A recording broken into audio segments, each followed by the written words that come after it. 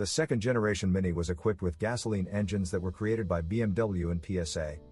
These are the notorious Prince motors, the reliability of which still makes hair stand on end. On French cars these engines are designated EP6, and on Mini, from N12 to N18.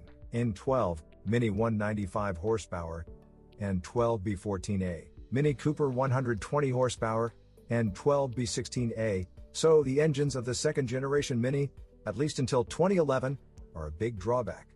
The N12 engine, aka EP6, is literally made of defects. But it was improved literally every year. If you are interested in a Mini with a naturally aspirated engine, then it is better to look for the latest one, i.e. closer to 2010 or more recent, i.e. with motor N16.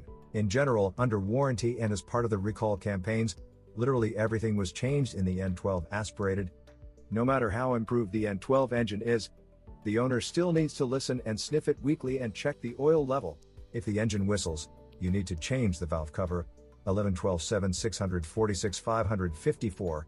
Pay $140. The whistle indicates a hole in the diaphragm valve of the crankcase ventilation system. You can save money by choosing the same cover from PSA catalogs or buy a non-original repair kit. You will have to pick out the membrane where it fits. The thermostat housing 1153 699 290 is plastic, hardly lasts 100,000 kilometers, costs about $140. The pump costs the same, 1151 648 827. You can save money by purchasing non-original parts. By the way, the cooling system of any Mini gasoline engine needs to be monitored especially carefully. Overheating threatens absolutely all known troubles, including loss of elasticity of the upper piston rings and even leads to valve seats falling out of the cylinder head. Accordingly, oil burn, reduction in compression and destruction of pistons and valves, all this happens, you just need to overboil this engine a little. And the timing chain of this engine lasts about 100,000 kilometers. It depends on how to change the oil. N14, Mini Cooper S 174 horsepower, N14 B16A, Mini Cooper S JCW 192 horsepower, N14 B16C. The N14 engine is the most unreliable, prone to self-destruction if no preventive measures are taken. This is the same N12, but with a turbine and direct injection, but without valvetronic. First of all, the N14 engine was having a battle of pistons and valves due to a defective chain tensioner. A fatal breakdown occurred during runs of 60 to 80,000 kilometers. Of course, the problem could have been foreseen shortly before the timing chain jumps, the engines begin to rumble with it. When they started installing tensioners, 11,317,607,551 of the new revision, it turned out that the chain still began to rattle, but only later, closer to 90,000 kilometers. That's right, the timing chain has already 11,31,618,318 stretched. In any case, if the timing chain begins to rattle, it easily grinds its fluoroplastic guides. They can go where they shouldn't, i.e. under moving components inside the engine. And small fragments and chips readily clog the oil intake, which leads to fatal damage of a different nature. Chain stretching is also indicated by floating speed, the check engine light, along with errors in the composition of the fuel mixture. To check the chain stretch, instead of the tensioner, you can screw in a special measuring tool. You can simply check the correspondence of the marks in the timing drive. All N14 engines readily consume oil at an average rate of 0.5 liters per 1,000 kilometers, often even a liter per thousand. Again, if you don't monitor the level, the motor drains the pan easily and effortlessly. Those again seeks to commit suicide, but service intervals are to blame for the progressive oil burn. Ideally, the oil in N14 engines should have been updated every 5,000 to 7,000 kilometers from the very first change. Too much oil provokes accelerated deposits of carbon deposits on the intake valves. Because the injection is direct, carbon deposits are not washed off by anything. Subsequently, the mobility of the valves is impaired. Also, valve stem seals are not very durable, they become tan at 150,000 kilometers. Then through them the oil enters the combustion chambers. Not only does the oil disappear in the combustion chambers of the N14 engine, but it also readily oozes from under the valve cover, through the oil supply and drain pipes from the turbocharger, and through the seals of the oil filter housing. An engine filled with oil is a reason for a major maintenance with the removal of the entire charming face of this car. N16 and N18, Mini 198 horsepower, N16 B16A, Mini Cooper 122 horsepower, N16 B16A. By the 2011 model year, the N12 and N14 engines had absorbed so many improvements that BMW and Mini started talking about the appearance of new engines with new indexes, N16 and N18. The atmospheric N14 is very similar to the pre-restyling N12. Perhaps the only difference is that the restyled engines receive controlled two-stage oil pumps. There is no difference either in the timing drive, or in the pump and its housing with a thermostat, or in the valve cover with the VKG membrane. Believe it or not, the engineers were unable to make the seal for the hole in the pan through which two wires passed to the valve the first time. They offered a repair kit, V860997380. Recommendations for successful operation: we change the old oil every 7,000 kilometers, monitor the cooling system, every 100,000 kilometers we preventively change the timing chain or less often, but carefully listen to the engine after a cold start. By the way, if you shine a flashlight into the oil filler neck, then ideally you will see the maximum silvery surface of the cylinder head and camshafts there. If everything there is covered with a golden coating, then you are doing something wrong. The oil is wrong, old, increased engine temperature. One more point on engines N12, N14 and N16: such a nuisance as spilling antifreeze into the pan rarely happens. The fact is that at the front end of their cylinder head there is a plug, 11-12-7-548-477, which plugs a hole with a diameter of 36 mm in the cooling circuit. So, it falls down along the timing chain. Coolant begins to flow from above. How to prevent this? It's not really known. But obviously you can't overheat the engine even slightly. Mini Cooper S 184 horsepower, N18 B16A, Mini Cooper S JCW 211 horsepower, N18 B16C. Everything just said is also true for the N18 turbo engine. Compared to its predecessor, Valvetronic was installed in the cylinder head. The pistons were slightly changed, but the piston rings were the same as those of the N14. The crankcase ventilation system and intake tract have also been slightly modified, and the oil lines to the turbine are better protected from heat. But in the long term, i.e. once every 100 to 150,000 km, it leaks oil along the same gaskets. The thermostat housing leaks. The tube, 11,537,589,713, to the pump leaks. The temperature sensor fails and asks for the installation of a remote sensor from the factory repair kit. The thermostat heating stops working. Everything remains the same. The need to install a separate oil separator in which oil vapors will be collected.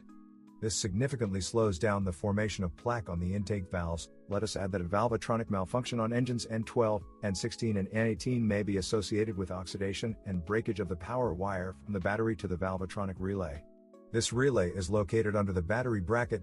As a rule, the red wire with a purple chip comes off there. DV6, Mini 1D90 horsepower, DV6 TED4. Mini Cooper D109 horsepower, DV6 TED4. Mini second generation with turbo diesel are much less common. Honestly, there are much fewer problems with any of the diesel engines. None of the diesel engines available for the Mini try to self-destruct. Before restyling, under the hood of these cars with a letter D on the trunk there is a purely French 1.6 HDI in its 16-valve version. This engine was installed on all PSA, Ford, Volvo, Mazda, Suzuki models, and no one will say a bad word about this power unit. Just maintain it normally. Don't forget about replacing the timing belt. N47, Mini 1D90 horsepower, N47C16A, Mini Cooper D112 horsepower, N47C16A, Mini Cooper D112 horsepower, N47C20A, Mini Cooper SD143 horsepower, N47C20A. After restyling, the French diesel engine was abandoned. In its place came the N47 diesel engine, the brainchild of BMW. Globally, he has no obvious problems. The N47 engine for Mini has no dampers in the intake. The injectors are electromagnetic. In general, you can safely take the diesel Mini. Getrag G285 6-speed manual transmission. Mini second generation was equipped with 6-speed. Mechanics from Getrag, which appeared on the first generation model. This is a completely hassle-free transmission. Paired with it is a dual-mass flywheel, 21-21-7 599-835, 21-27-573-382, costing under $800. But here it lasts 400,000 kilometers or more. Aisin 6F21WA, TF60SN 6-speed automatic transmission. 2-pedal Minis of the second generation are equipped with 6-speed Aisin TF60SN transmission, which was developed for VAG cars, known there as 09G. Mini owners managed to bring it to overhaul for a mileage of 100,000 kilometers, with diesel engines it lasts twice as long. In fact, this is a strong and durable unit, and in order for it to run for a really long time, you need to equip its cooling system with a separate radiator. It is advisable to change ATF with JWS 3309 approval every 60,000 kilometers. The filter, 24,152,361,176, 24,347,566,358, is available for replacement after removing the pan. You've probably heard that Mini is about handling and generally about exciting driving. That's right. Moreover, owners who periodically go to closed racing tracks have no desire to improve the suspension and brakes. This all fits perfectly with what Minis are made for. Of course, the JCW version has stronger brakes, but there are no changes to the suspension. At the same time, in the second generation, Mini suspensions became more comfortable and even more durable than those of the first generation car.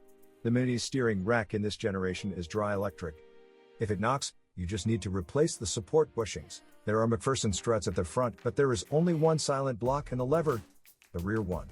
It costs about $50 according to the original, $31,12,6,767,530. The ball joint, $31,12,6,772,303, where the steering knuckle is replaced separately, is secured to the lever with 2 screws. The original ball sells for $80. The original lever itself is made of steel, $31,12,6,772,301, and costs about $200. The ball joint for its front part can be purchased separately as a non-original item. But in general, the lever lasts for more than 200,000 kilometers. The classic suspension consumables are bushings, 31,35,6,772,844, and struts, 31,35,6,778,831, of the front stabilizer. These original parts cost $13 and $35 respectively. But to replace the bushings you have to lower the subframe, because the rear bolts of the mounting brackets rest against the body when unscrewed. This is such a hassle. By the way, there are cases when they simply cut through the body to unscrew the rear bolts. If you choose a Mini on the secondary market, pay attention to whether the engine shield is sawn through opposite the stabilizer bushings. The front wheel bearings are mounted in the hubs, 31,226,776,162, last a very long time, and cost $160. The upper shock absorber mounts also do not bother me for a long time. Their price, $31,36,772,749, is $62. At the rear, the Mini has a simple 3-lever, which has also become much more reliable compared to the first generation Mini. As a rule, up to 200,000 kilometers. She does not require any attention to herself. The silent blocks of the rear levers are tiny and hard. There is literally nothing to break in them. They are not sold separately. Both transverse links are essentially identical, 33,32,6,768,726 and 33,32,6,768,724. In the original they cost $200. High-quality substitutes $40 each. The front trailing arms silent block is sold together with the bracket, 33,36,799,089 for $70. But the silent block can be purchased separately for $15. Mini's ride height sensors don't last long under the test of moisture and shaking. They exist only in the original, $150 each, $37,14,6,866,726. With the body, or rather with the paint and anti-corrosion protection, the second generation Mini is doing well and better than its predecessor. Chips of paint practically do not turn red, the paint itself does not rub off anywhere. If the Cooper is used in wet winter conditions, we advise you to look at the junction of the sill panels and the bottom under the rubber in the doorways. Just lift the sealing rubber that is laid along the threshold, there may be corrosion. And look at the decorative trims on the thresholds in the door openings, sometimes they protrude and can be crushed by the door when closing. The chrome decor becomes coated and simply fades under the influence of winter reagents. The headlights and fog lamps become cloudy and are quickly scratched by dirt and sand. If we are talking about the Cooper S, such cars have a gasoline turbo engine and an air intake in the front of the hood right above the emblem. So the air intake grill is deformed around the perimeter due to the heat of the turbine, which is located directly below it. The situation with corrosion on the bottom is not always rosy. Thresholds, nooks and areas covered with plastic corrode quite readily if they are exposed to salt and other reagents for a long time. Separately, we note that you should not ignore corrosion on steel oil lines, pipes, on brackets and panels under the hood. There is one such secluded place under the battery, several power wires are connected there, that they are literally in constant dampness. We'll come back to this soon. The angle of the Mini's windshield is close to vertical, so it gets scratched quite quickly and is easily broken by stones caught in it. When rainy weather sets in, the Mini can be pleased that the side door does not open. This problem is inherent in absolutely all Minis of the first and second generations and Countrymen up to 2016. The bottom line is that water gets under the cable's braid, it rusts, jams, or even breaks. The most unpleasant thing is that on 3-door Minis, a door with a faulty handle cable cannot be opened without damaging the door. You can get into the cabin through the navigation door or through the trunk. Then you will have to remove the seat and with great difficulty remove the door trim on the closed door to get to the lock lever. The handle paired with the unfortunate cable costs about $100, $51,217,198,471. If you feel a tight opening, then it is better to change it as soon as possible. It is also necessary to remove the door trim to replace the guide clamps, $51,337,342,897 of the window lifters. The fact is that in addition to moisture, a lot of dust and dirt gets inside the Mini doors. This abrasive mixture settles on the guide slides of the window lifters, along which the clamps slide. This is where squeaking and grinding noises occur. Also, the clamps simply wear off, increasing the backlash of the glass. As a result, it moves skewed, rests, or bounces in the upper position.